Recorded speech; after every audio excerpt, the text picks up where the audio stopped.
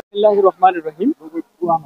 আজকে আমার প্রোগ্রামটি ছিল মূলত 31 দফার লিফলেট এবং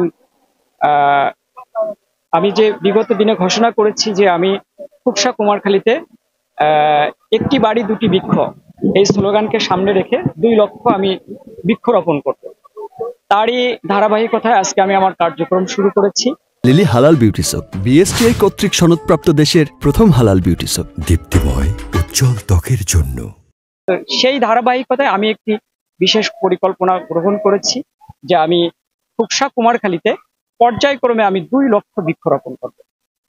তো আপনারা আমার জন্য দোয়া করবেন এবং আমাদের ভারপ্রাপ্ত চেয়ারম্যান জনাব তারেক রহমানের জন্য দোয়া করবেন এবং আমাদের সাবেক 3 বারের প্রধানমন্ত্রী দেশনেত্রী বেগম খালেদা জিয়ার জন্য দোয়া করবেন এবং আগামী দিনে এই বাংলাদেশে যাতে সবাই সবুজ বনায়ন করতে পারে, আমি সেই মেসেজটা দেওয়ার জন্য আমি আমার এই কার্যক্রম শুরু করেছি। আজকে আমি মানে ফলজ বৃক্ষ আমি বিতরণ করেছি। লিলি হালাল বিউটি সোপ, বিএসটিআই কর্তৃক সনদপ্রাপ্ত দেশের প্রথম হালাল বিউটি সোপ, দীপ্তিময় উজ্জ্বল ত্বকের জন্য। একেবারে চাঁপাইনবাবগঞ্জ শিয়া বাটার ও ভিটামিন ই সমৃদ্ধ লিলি হালাল বিউটি সোপ, যাতে নেই কোনো অ্যালকোহল, নেই কোনো অ্যানিমাল ফ্যাট, এমনকি নেই কোনো ক্ষতিকর প্যারাবেন থেকে এনেছি। হ্যাঁ, এগুলো কিন্তু আমাদের দেশেও কোনো ফলজ বৃক্ষ না। তো আমি এটা দিয়ে আমি আমার কার্যক্রম শুরু করছি।